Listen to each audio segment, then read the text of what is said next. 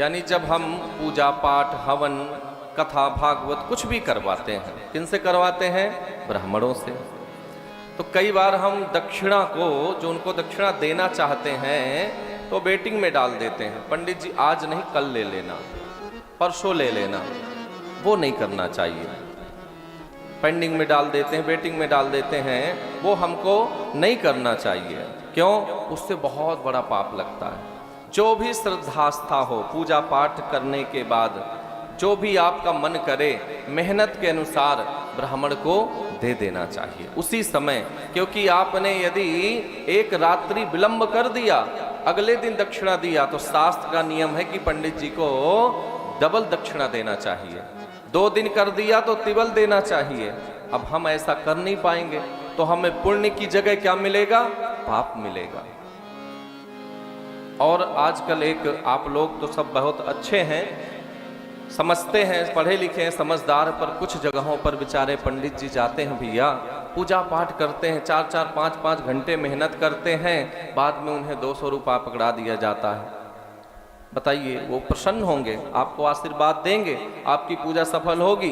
कभी नहीं होने वाली। पैसे की बात नहीं है। एक मजदूर भी मजदूरी करता है, उसकी भी दक्षिणा जो है, उसकी मेहनत है 500-600 रुपये है। आपके यहाँ तो हजारों मजदूर काम करते हैं, 500-600 रुपये है, 1000 रुपये है, और आप पंडित जी को मजदूर से भी गए गुजरा समझ लिए।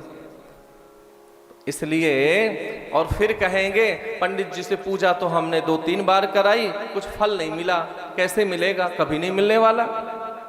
इसलिए ब्राह्मण प्रसन्न हो जाए तो आपकी पूजा सफल है। सुंदर पूजा करने आए तो उनको बढ़िया पूजन के बाद भोजन कराइए। अब भोजन तब तक कराते रहे जब तक पंडित जी, ऐसे कुछ होते हैं ना लोग, जैसे आप चपाती रखेंगे तो कहेंगे रहने दीजिए, पर हाथ हटा लेंगे, यानी रख दो, इशारा उनका यही होता है। पर जब एकदम नहीं नहीं नहीं बस बस, तब समझ जाए कि इनको नहीं चाहिए। और उठने के बाद डकार लें पंडित जी और पेट में हाथ फेरे, तब आप समझ जाना पंडित जी तृप्त हो गए। फिर देखो कितना बढ़िया आशीर्वाद निकलता, और फिर बढ़िया मोटा लिफाफा दे दीजिए, जैसे पायल जी ने दिया है, हमारे बिल्डर भैया ने दिया, तो ब्राह्मण प्रसन्न, खूब आशीर्वाद देंगे।